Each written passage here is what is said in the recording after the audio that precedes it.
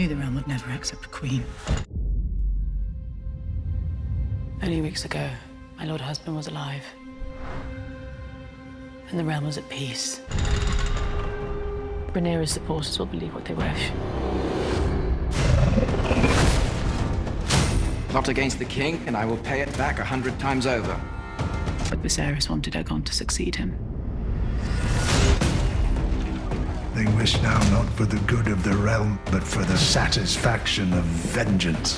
I'm as fearsome as any of them. You have no idea the sacrifices that were made to put you on that throne. We will prevail and bring forth peace. My uncle is a challenge I welcome. If he dares face me. But you must accept that the path to victory now is one of violence. Good. And somehow none of it matters. Hold to your courage! To war, then.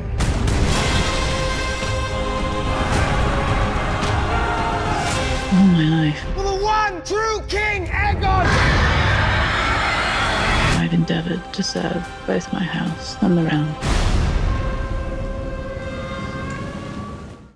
Welcome back, everyone. It's Charlie. House of the Dragon just released another Season 2 trailer, but there's supposed to be two different trailers. They're calling this the Green trailer. It's from the Greens' perspective, so they're releasing Greens and Blacks trailers. I'll be doing videos for all the episodes just like I did for Season 1 in the original Game of Thrones series, so be sure to subscribe to get everything. While I was making this video, they also released the alternate trailer for the Blacks with completely different footage, so I'll post that video next in the next couple of hours. As you can see at the beginning of the trailer, the actors basically tell you what's going on, like the whole vibe of them marketing the show. Like there are two sides to every conflict, you have to choose a side now. There are two sides to every story.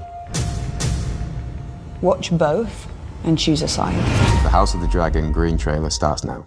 They also just released official posters for the Blacks and the Greens for Season 2, and together they all read, "All must choose," and it's a reference to all the great houses, and the small houses as well in Westeros, having to choose a side in the upcoming Dance of the Dragons war that they're going to be fighting during the course of the season. So the whole idea is at the beginning of the season and throughout the season, like while the war is still going on, they're going around to the different great houses trying to convince them to join their side. Even though they position the leaders of both factions as Aegon II, leader of the Greens, technically that's not the case. It's really like Alicent and Rhaenyra against each other.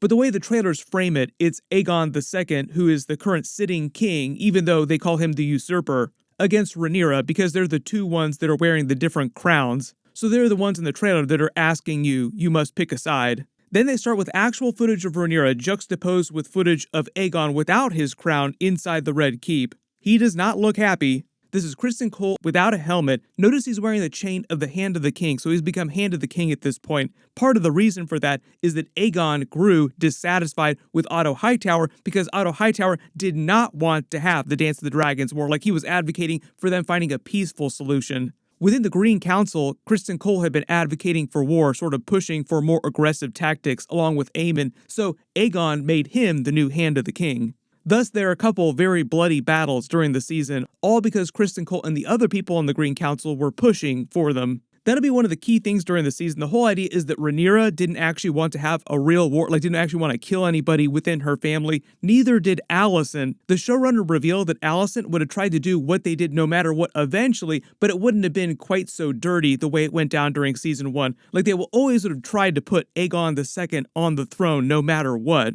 But there would have been way less killing, but you can actually decide for yourself, like, wouldn't they have eventually started the war no matter what? Like, would it eventually have led to war, just taking a little bit longer to get to that point? This is Vhagar, Aemon's dragon. This is Alicent inside the Great Sept blowing out the candle. Remember, she is very religious. That's one of the jokes of Season 1, is that in her older age, she had found religion, quote unquote. Part of the side effects of all the weird things that were happening to her when she was growing up being the new queen inside the Red Keep.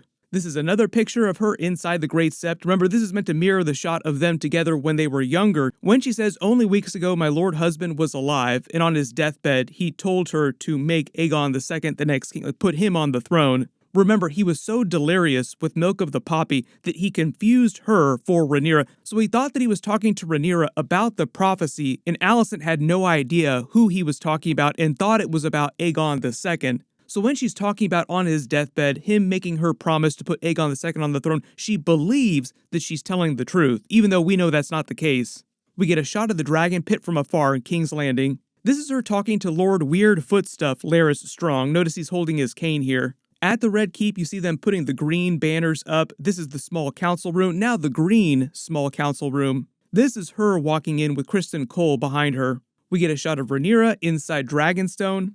Notice Alicent is also telling someone he knew the realm would never accept a queen. She's talking about Viserys. Obviously, that's not true. One of the reasons why she's so against Rhaenyra becoming the next queen is because it's so against their customs up to this point, in which inheriting the title of the next king always favored the next male in the line. So at least previously, no matter what had happened before, even though she had been born first, Aegon II would have become king. And Alicent's big deal is that she just wants to keep things the way they've always been, going back to the time of Aegon the Conqueror. The way they portrayed Rhaenyra is that she's meant to be a little bit like Daenerys, and that she wants to quote-unquote break the wheel, like basically depart with tradition. This is Aegon II entering the throne room. He's wearing his crown, which is Aegon the Conqueror's crown. It's made of Valyrian steel. Then at the Red Keep, they start putting up all the scorpions, older versions of scorpions. We saw these during Game of Thrones Season 8 because Qyburn had found the plans for them. You have to remember, House of the Dragon takes place during an era when there are a lot of dragons around, so they have a lot more information about how to fight dragons. As opposed to later in the timeline when Daenerys' dragons are like the first ones they've seen in a long, long time. So Qyburn had to dig out the plans for the scorpions from the Citadel. This is one of the Cargill twins. Remember, one of them supports the Greens and the other one supports the Blacks, so there's going to be a brother-on-brother fight during the season. It's meant to be a metaphor for what's happening with the Greens and the Blacks just in general, with the family fighting itself. We get a shot of Daemon looking over the Blacks' army. Otto Hightower talking to Alicent about what's going on with Rhaenyra's army. This actually might be Sunfire Aegon's dragon, even though technically he should be a little bit more yellow. We get a shot from one of their battles. This is a shot of King's Landing. It's one of the Gold Cloaks. Remember, Daemon was trying to find his supporters inside the Gold Cloaks, even though now they were serving the Greens. This actually looks like Blood and Cheese sneaking into the Red Keep. Can't talk too much about them without getting into spoilers, but it is going to be a very WTF first episode. I believe this takes place during the first episode. When he talks about plotting against the king himself, quote-unquote, paying it back 100 times over, that's basically how they open up the season. The Blood and Cheese plot is something orchestrated by Daemon, so the whole idea is that they're retaliating against that at the beginning of the season, escalating things between the two of their sides. This is meant to be Aegon in armor. This is his crown, Aegon the Conqueror's crown, on top of a helmet because he's flying into battle on his dragon, Sunfire. Another shot of Alicent inside the chambers being disappointed with Aegon. Very common sight, like she's always disappointed with him. No matter what, it seems like she's disappointed with him for some reason. He almost seems like he has a little bit of Jon Snow energy in him there, like, I don't want it, I don't want the throne. Technically, he does start out that way during Season 1, but by Season 2, he starts to get a little drunk with power, so he starts to get really into it. He doesn't go full Joffrey, but he's got a little bit of Joffrey inside him. This might be Daemon with Caraxes trying to take Harrenhal. There's a couple scenes with him at Harrenhal in the earlier trailer. That was one of the big castles that he was trying to tell Rhaenyra and the other people that they needed to take just because it was so centralized in the Riverlands. They start hyping up Daemon versus Aemon when he talks about challenging his uncle. There's a huge fight that happens between the two of them during the Dance of the Dragons. I don't know that it's going to happen during this season just based on the way they're plotting things out with the battles that they fight. That might not be till Season 3. This is them inside the small council room talking together. Basically, the two of them kind of take over the battle planning. Even though Aegon II is technically the sitting king, he's meant to be a pretty weak king. These two are the ones that are driving all the stuff that they're doing, all the planning that they're doing. This is meant to be a parade happening inside King's Landing. Can't really talk what they're celebrating without getting into spoilers, so maybe we'll see some more footage of that in some of the other trailers. This looks like them getting ready to fight the battle at Rook's Rest. Then Otto Hightower is basically trying to convince Alicent and Aegon that they're going to have to fight the war. Like, you're going to have to accept that there's going to be a lot of violence. Like, there will be a lot of bloodshed on both sides. As you see them cut together a bunch of different scenes, like Criston Cole getting ready to behead someone, there's a bunch of blood inside the Red Keep, probably from the Blood and Cheese event.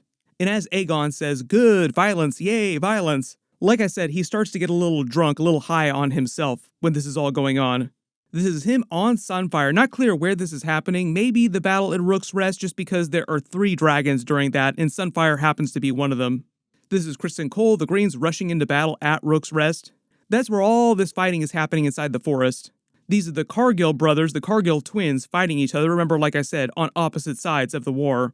but the fight is happening inside the Red Keep.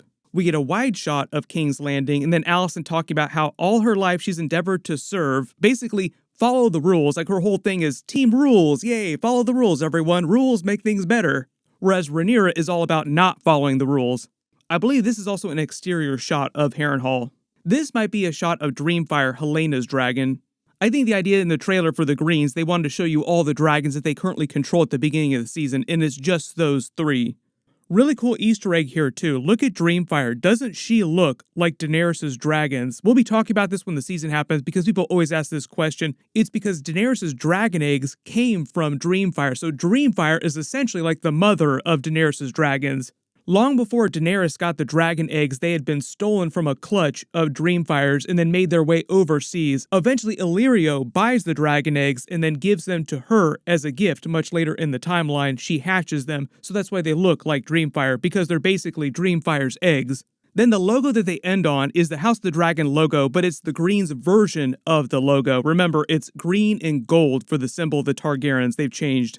Whereas Rhaenyra and Daemon are using the traditional Targaryen symbol of black and red. There's a whole bunch of new footage during this, and while I was making the video, they also released the trailer for The Black, so I'll do a video for that next. That should be up in the next couple of hours. So if you spotted any extra footage during this Greens trailer that I didn't talk about in the video, just write it below in the comments. Everybody click here for that other trailer for Season 2. I'll update the link as soon as I post that later today, and click here for all my other House of the Dragon Season 2 videos. Thank you so much for watching, and I'll see you guys in the next one.